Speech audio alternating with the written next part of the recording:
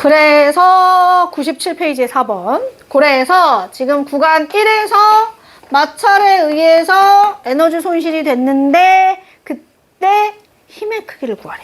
간단히 말하면 마찰력의 크기를 물어보는 거죠. 그러니까 이런 걸 쓰는 거야. 봐봐. 여기서 운동 에너지가 변화가 생겼을 거란 말이야. 그지? 간단히 말 이렇게 쓸까? 운동 에너지가 감소를 했을 거란 말이야. 그 감소한 양이랑 뭐가 같은 거야? 마찰 구간에서 손실된 에너지. 다르게 말하면 마찰력이 한 일과 같은 거야. 마찰력이 한 일과 같은 겁니다. 얘를 식을 쓰면 2분의 1 m4v의 제곱에서 2분의 1 m2v의 제곱을 뺀 값이랑 마찰력이 한 1, 즉 힘의 크기 곱하기 이동거리가 같은 거거든. 그래서 2분의 1 m 치우자. 우린 비율만 할 거니까. 그러니 4v 제곱에 2v 제곱이니까 얼마야? 16이고 4니까 얼마야? 10이잖아, 12. 그래서 12v 제곱을 D로 나눈 만큼이 F1이겠죠? 이렇게 찾아놓고 뒷구간도 똑같이 하면 돼. 2v였는데 v 됐대. 그죠? 그러면 아까 식을 동일하게 사용한다고 하면 2v 제곱 빼기 v 제곱이 F2 곱하기 2D라는 얘기잖아요. 2분의 1 M 뺐어잉. 그지? 그러므로 F2는 얼마요? 2D분의 3v 제곱이네. 그지? 그래서 여기다 넣는 거야. F2분의 F1은 얼마예요? 하셨습니까? 2D분의 3v 제곱에 D분의 12v 제곱이네. 그래서 얼마요? 8. 그렇지. 이런 식으로 해주시면 되겠습니다. 자, 다음 98페이지 7번. 7번. 아까 그 줄 아저씨가 했다던 실험에 대한 내용입니다. 추의 위치 에너지가 뭐로 바뀌고 회전 날개의 운동 에너지로 바뀌고 그것이 물과의 마찰을 통해 뭘로 바뀐다? 열 에너지로 바뀐다. 그러면 추가 낙하하는 동안 추의 중력에 의한 위치 에너지는 감소했겠죠? 기억에 운동 에너지 들어가고 니은 추의 질량이 크면 너무 당연한 얘기지만 추의 질량이 크면 얘가 그 포텐셜 에너지 감소량도 클 거니까 운동 에너지가 크게 만들어져서 열량도 크게 올라가겠지. 그래서 니은 디귿 5번. 다음 99페이지 11번. 아까 가멸지 얘기했던 거 그지? 그래서 추의 역학적 에너지는 어디가 더 커요? P가 커야지. 그지? 근데 갓대서 틀렸네. 니은 추에 부착되어 있는 사포질을 구성하는 입자의 무작위 온도는 간단히 말하면 사포지의 온도.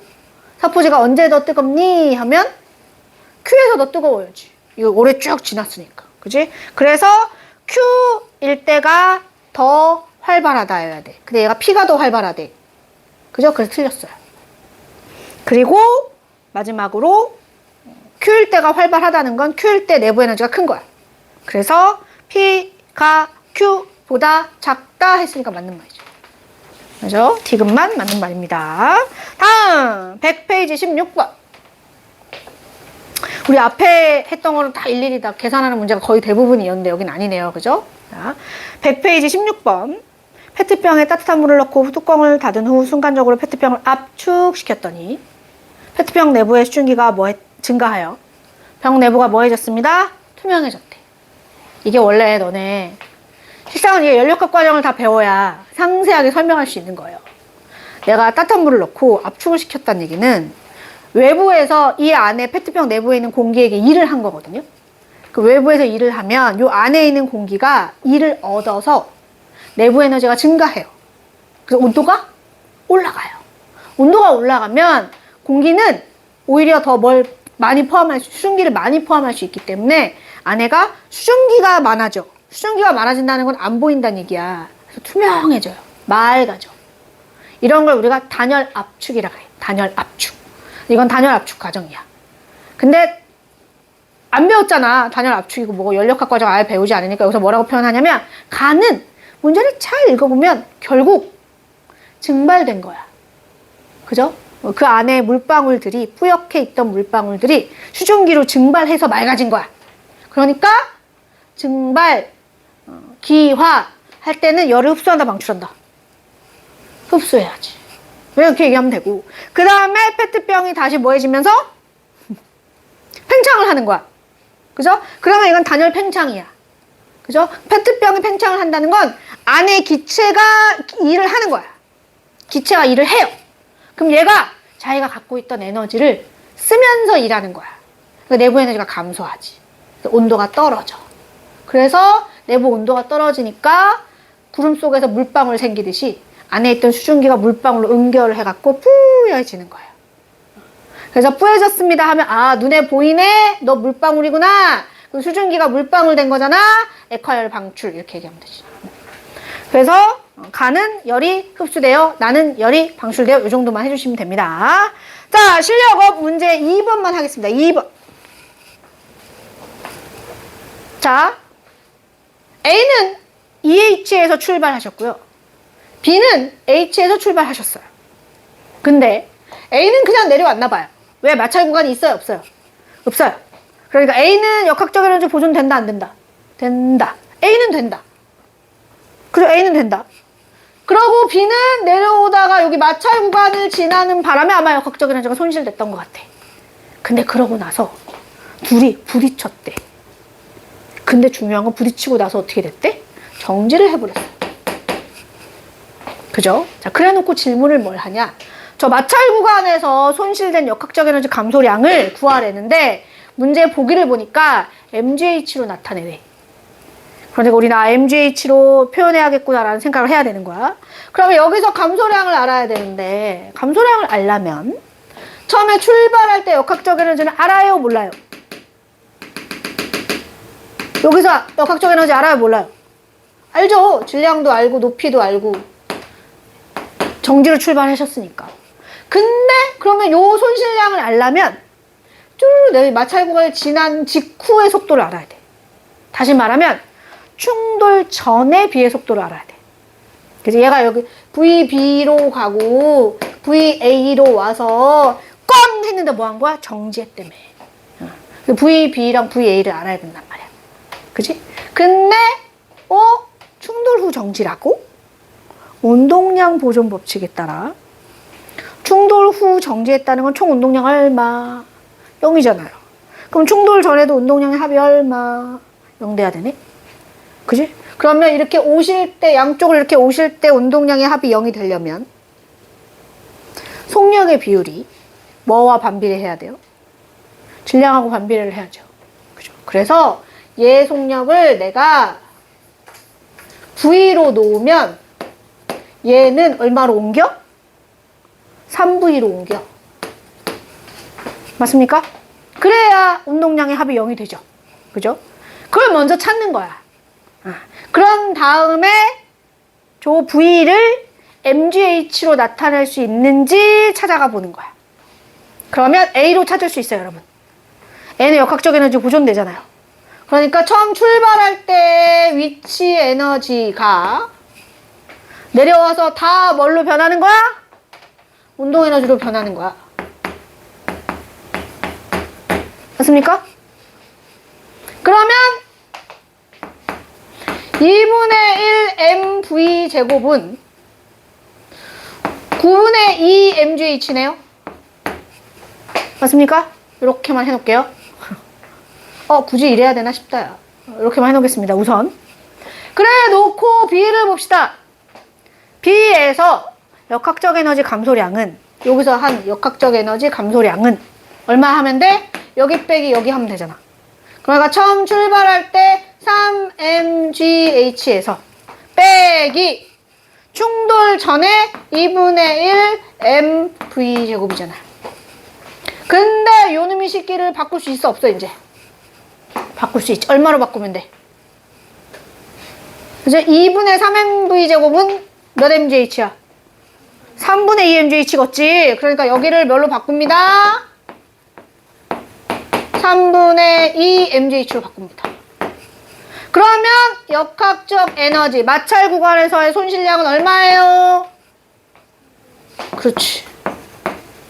이렇게 되는 거야. 그래서 충돌이 같이 나올 수 있다. 충돌이 같이 나올 수 있습니다. 그러니까 문제를 되게 차분하게 차근차근 읽으셔야 돼요. 됐을까요? 자, 그러면 이제 다음으로 넘어가 볼까요? 열 효율. 얘는 지울게요. 열 효율은 내가 왜 대충대충 하냐면 우리 어린이들이 이미 통합과학 시간에 다 하시고 효율 구하는 법도 배우시고 심지어 나랑 수업하신 분들은 가역과정, 비가역과정도 다 했어요. 뭐만 하면 돼? 열기관만 하면 돼. 열기관만. 그래서 그래도 혹시나 모르니까 자, 뭐 별거 없고 우리 앞에서 에너지는 총에너지는 보존되지만 내가 원하는 형태가 아닌 원치 않는 열의 형태로 뭐가 된다? 손실이 될 수 있다. 뭐 이런 얘기잖아요. 그게 왜 그렇게 되냐면 열이라는 건 반드시 어디서 어디로 이동하기 때문에 고온에서 저온으로 이동을 하기 때문에. 그래서 열 효율은 실은 에너지의 흐름과 관련된 이야기고 우린 이걸 실은 연력학제 2법칙이라고 하죠. 그러니까 앞에서 뭐 에너지가 전환이 될 때 열로 손실이 되더라도 에너지의 총량은 변하지 않아는 연력학제 1법칙이라고 하면 지금 이 효율 얘기를 할 때는 에너지가 전환되는 과정에서 반드시 흘러가야 하는 흐름이 있어. 반대로는 안 흘러와. 꼭 가야 되는 방향이 있어. 이 방향성을 이야기하는 게 연력학제 2법칙이에요. 그래서 그걸 얘기를 할 때 같이 나오는 것 중에 하나가 가역과정, 비가역과정인데 가역과정은 말 그대로 뭐가 가능하냐? 반대가 가능하다. 그래서 그런 거야. 지금 뭐 예를 들어 우리 그 앞에서 역학적 에너지가 보존되는 환경. 진자를 내가 운동을 시켰다. 이렇게 있더니 얘가 이렇게 해서 이제 운동을 시작을 했어, 얘가. 공기저항 없어. 마찰 없어. 실의 무게 무실해. 그럼 얘는 계속 뭐 해? 갔다가 다시 제자리에 오죠. 갔다가 다시 제자리에 오죠. 이게 가능하다고 얘기하는 거예요. 이게 가역과정이야. 그죠? 가역과정이야. 그리고 또 어떤 예시들이 나오냐면 이렇게 내가 말도 안 되는 얘긴데 여기다가 기체를 채워놔. 여긴 진공이란 말이야. 그런데 여기다 밸브를 딱 열어. 구멍을 뚫어. 그러면 진공 상태 얘네들이 스스로 확산을 해가지고 여기 갈 거 아니에요. 근데 가만히 놔두면 이게 다시 되돌아옵니다 라고 얘기하는 거야. 이게 가능해요 라고 얘기하는 거야. 이게 가능해요. 그죠? 근데 그러려면 가역과정 그게 자연스럽게 되면 가역과정인 거고 자연스럽게 안 돼서 그걸 하려면 내가 외부에서 뭘 해줘야 돼. 그런 건 비가역과정이야. 그래서 가역과정은 자연상태는 없어. 자연상태는 다 무슨 과정이라고 생각하시면 돼요? 비가역이에요. 그래서 한번 그런 거야. 내가 진자를 내가 이렇게 들었다 나왔어. 그럼 얘가 자연상태에서 얘가 어떻게 돼? 댕댕댕댕 하다 멈출 거 아니야. 멈춘 다음에 가만히 놔두면 지가 알아서 움직여? 불가능해. 이게 왜 불가능하냐면 설명을 이렇게 합니다. 왜 불가능하냐면 쟤네가 멈춘 이유가 뭐예요? 주변에 있는 공기 분자들과의 접촉으로, 그지? 내가 이 진자가 갖고 있던 역학적 에너지가 공기 분자들의 내부 에너지로 갔어. 그지? 그런 다음에 이 공기 분자들이 이 진자를 다시 흔들려면 어떻게 해야 돼? 공기 분자가 얘를 때리면 돼. 근데 아쉽게도 공기 분자들은 운동하는 방향이 무작위야. 그러니까 얘네가 우리 다 자, 지금부터 공기들아 우리 다 같이 저 쇠구슬을 밀어줘. 다 같이 꽝 하면 가겠지. 근데 이 공기 분자들은 무작위로 운동하는 애들이기 때문에 일시에 한 방향으로 다 같이 한 번에 힘을 줄 수 없어요. 그래서 이 진자를 다시 움직이게 하기 안 되는 거야. 이런 과정을 비가역 과정이라 그래요. 한 번 유도가 되고 한 번 반응이 일어나고 나면 에너지가 한 번 흘러가고 나면 반대로 와요, 못 와요? 못 와요. 그죠? 추한테서 공기 분자로 에너지가 갔는데 그 공기 분자한테 다시 에너지가 추한토로 되돌아올 수 없어요 라고 얘기하는 게 뭐야? 비가역 과정이야. 아까 이것도 마찬가지죠. 그죠? 구멍 딱 뚫었어. 그럼 여기 있는 입자들이 막 확산해갖고 이 맞은편 칸으로 이렇게 골고루 퍼졌단 말이야. 그지? 그러면 여기 있는 애들이 다시 싹 이쪽으로 모여 여기 진공 상태가 되냐고. 안 됩니다요. 이거는 실은 열이라기보다 이거는 뭘로 설명하는 거냐면 너네가 나중에 혹시 열역학을 하면 나올 텐데 확률이나 무질서도로 설명을 하거든요. 입자들은 무질서한 걸 좋아해. 그리고 확률이 높은 걸 좋아해. 그래서 얘네가 여기 모여 있는 것보다 공간을 퍼져 나갔을 때 발견 확률이 더 커져요. 입자들의 무질서도가 커지고. 그래서 무질서도가 증가하고 확률이 증가하는 방향으로 반응이 일어나면 반대로는 못 와. 무질서도가 감소하고 확률이 감소하는 방향으로는 돌아가지 않아요가 비가역 과정이에요. 근데 자연 상태는 다 그러하다. 그걸 내가 억지로 하려면 억지로 여기 있는 애들 일로 올 수 있죠. 그죠? 그러려면 외부에서 뭔가 해야 되는 거예요. 자연스럽게는 일어나지 않아요 라고 얘기하는 겁니다. 그래서 여러 가지 예시들이 있으니까 그 예시를 보시고 아 이래서 비가역 과정이구나 라는 걸 구별만 해주시면 되고요. 이 열역학 과정, 가역, 비가역 과정으로 이제 뭘 설명하는가? 열기관을 설명을 하는 거야. 열기관은 무슨 에너지로 뭘 하는 기관이야? 열로 일을 하는 기관이야. 열로 일을 하는 기관. 아까 선생님이 일이 열로 바뀔 수도 있지만 열이 일로도 바뀔 수 있다고 그랬어요. 우리 주변에 열기관 있어요? 없어요? 있어요. 자동차 엔진. 그 전기자동차 말고 내연기관. 자동차 엔진. 그리고 뭐 지금은 안 쓰지만 증기기관차? 뭐 이런 거 있잖아. 그지? 그런 것들이 열기관입니다. 그런 거 생각해봐 얘들아. 너네 주전자에 물 끓이면 주전 뚜껑이 어떻게 돼? 떨그덕. 이거 열이 일한 거야. 내가 물을 끓여서 그 열로 수증기가 힘을 만들어서 그 힘으로 뚜껑을 밀어내는 거잖아. 그죠? 열로 일하는 겁니다. 그죠? 이런 걸 열기관이라 하는데 그래서 열기관의 포인트는 고온의 열원으로부터 열을 흡수를 하여 그걸로 뭐 하고 싶어요? 일하고 싶어요야. 그죠? 그걸로 일하고 싶어요. 그런데 아쉽지만 얘가 열기관이잖아요. 열을 가지고 일을 하는 기관인데 주변보다 뜨거울 수밖에 없지 않나? 그죠? 그래서 얘는 주변으로 에너지를 뭐 할 수밖에 없다? 뺏길 수밖에 없습니다. 왜? 열역학 제2법칙에 따르면 비가역 뭐냐? 고온의 물체는 반드시 저온의 물체 쪽으로 열을 뺏깁니다. 반대로도 이동할 수 없고요. 뺏기기 싫다고 안 뺏길 수도 없어요. 반드시 가요. 반드시. 이걸 열역학 제2법칙이라고 부르고 뭐 여기서는 이 법칙이라는 표현을 안 쓰고 에너지의 흐름의 법칙 이렇게 생각합니다. 에너지의 흐름. 에너지는 반드시 고온에서 저온으로 흘러간다. 그렇기 때문에 열기관은 주변으로 에너지를 뺏길 수밖에 없습니다. 그죠? 열은 흡수되는 양이고요. 얘기는 뺏기는 양이에요. 근데 앞에서 총에너지는 보존돼야 된다며. 그러므로 Q1은 Q2 플러스 W겠지? 이건 총에너지 보존 법칙으로 쓴 거고. 그래서 내가 이 열기관의 효율을 좀 구해볼까?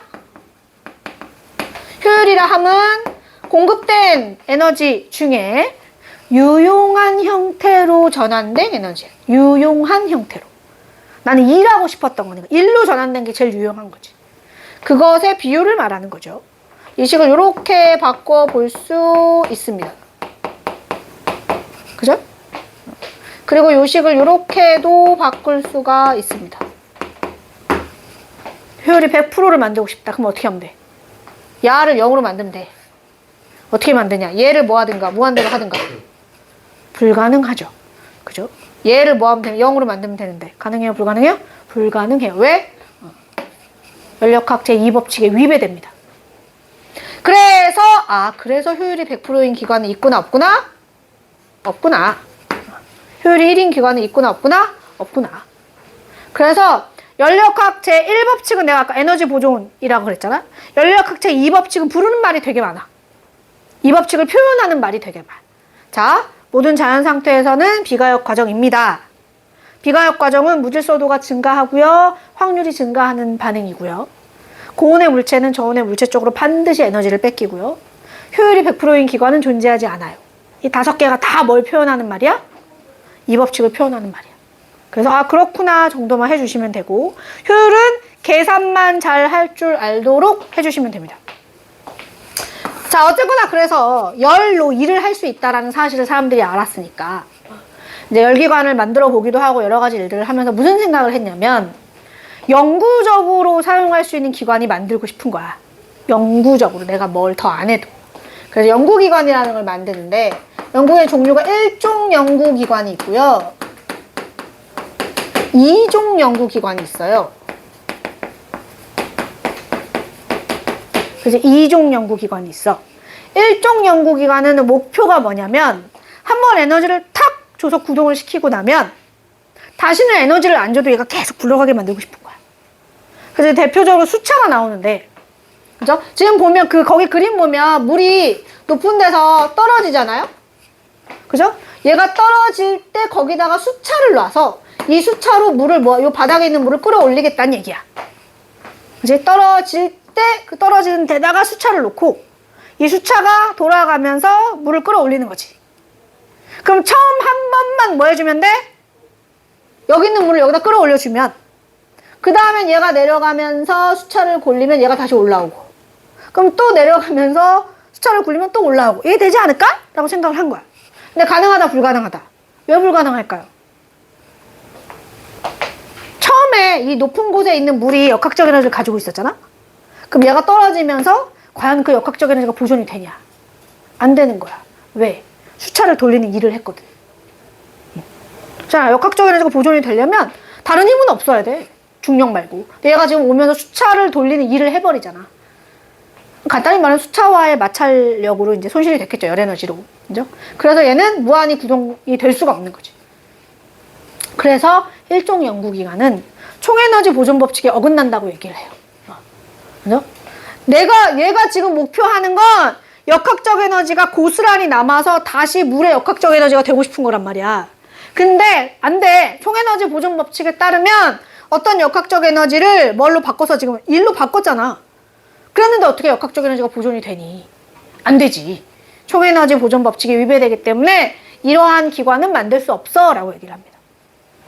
그리고 나오는 게 회전판도 나오고 펌프와 수차의 결합도 나오는데 회전판은 얘들아 우리 회전 돌림인 배웠잖아. 이게요 처음 한번 딱 굴리잖아요. 그 내가 외부에서 힘을 줬으니까 굴러는 가요. 굴러가다가 어느 순간 멈춰. 어떻게 멈추냐면 돌림이 평형이 돼갖고 멈춰. 그러니까 처음 내가 에너지를 탁 주고 나서 얘를 계속 돌리고 싶은데 되는 거야 안 되는 거야? 안 되는 겁니다. 근데 이걸 에너지적인 측면에서 얘기하면 마찬가지죠. 마찰에 의해서 에너지가 손실됐어요. 그래서 계속 돌아가지 않습니다. 근데 그걸 힘으로 설명을 하면 가운데를 기준 양쪽에 있는 구슬들이 있잖아. 그 구슬들이 만드는 그 돌림힘의 방향이 반대가 되면서 정확하게 평형이 돼버리면 돌다가 멈춰요. 그 이후로는 못 돌아가는 거지. 그거를 에너지적인 측면에서는 뭘로 설명하는 거야? 열로 손실이 됐기 때문에 총에너지 보존 법칙에 따라 얘가 계속 돌아갈 수는 없어. 이렇게 얘기하는 거야. 자, 펌프와 수차도 마찬가지입니다. 자, 수차라는 이 물의 높이의 차이가 있으면 물이 저절로 흐르잖아. 그럼 그 물이 저절로 흐를 때 수차를 돌려서 그 수차가 펌프를 구동을 시켜갖고 펌프로 물을 끌어올리겠다는 얘기거든? 근데 이걸 계속 하다 보면 어느 순간이 오냐면 물 높이가 같아져요. 그럼 더 이상 물이 흐르지 않아요. 그럼 안 돌아가요. 그럼 내가 다시 뭘 만들어줘야 돼? 물의 높이차를 다시 만들어줘야 돼. 그럼 외부에서 뭔가 해야 되는 거지. 그지? 그러니까 외부에서 에너지를 계속 주지 않으면 구동이 안 되는 애야, 얘도. 그죠? 요런 식의 설명만 가능하시면 되고. 그래서 일종 연구기관은 요러한 게 있는데, 안 되는 이유가 뭐야? 총에너지 보존 법칙에 위배되니까 그래. 야, 에너지가 손실이 됐는데, 그지? 수차를 돌리는 일을 했는데, 어떻게 다시 같은 높이까지 물이 올라가니? 못 올라가지. 그 얘기 하는 거고요. 자, 두 번째, 이종 연구기관은 뭐냐? 참 웃긴 얘기인데, 배가 있어요, 배. 자. 배가 엔진을 굴려서 배를 구동하는 애인데 얘가 저기 바닷물한테서 이 바닷물이 내부 에너지가 있을까요? 없을까요? 있겠죠. 그죠? 바닷물이 가지고 있는 내부 에너지를 가져다가 엔진을 구동시키는 데 쓰고 싶대. 그러면 엔진이 막 연료 안 담아도 바다를 흐르면서 바닷물이 가지고 있는 에너지를 막 끌어다가 쓰면 그지? 무한히 구동이 되는 거잖아요. 그걸 만들고 싶은 거야. 근데 말이 된다고 안 된다고? 왜 안 될까요? 엔진이 고온이에요. 바닷물이 저온이고. 반대로는 에너지가 이동할 수 있어요? 없어요? 없어요. 아예. 그래서 무슨 법칙에 위배되므로 에너지 흐름, 연력학제 2법칙에 위배되므로 얘는 뭐 할 수 없습니다. 만들 수 없습니다. 그래서 이런 걸 이종 연구기관은요. 총에너지 보존 법칙은 위배 안 돼요. 그냥 얘가 갖고 있던 에너지를 가지고 와서 쓰겠다는 얘기니까 에너지의 양으로는 위배되는 게 아니야. 뭐가 위배되는 거야? 방향이 위배되는 거야. 방향. 이 방향으로는 안 가는데 지 맘대로 가지고 오기 때문에. 그지? 그래서 일종 연구기관은 요거에 위배돼서 안 되는 거고요. 이종 연구기관은 저거에 위배가 돼서 안 되는 겁니다. 요것만 구별하시면 되는 거예요. 별거 없죠? 자! 훌륭해. 105페이지 풀어봐요. 훌륭해. 아주 좋아.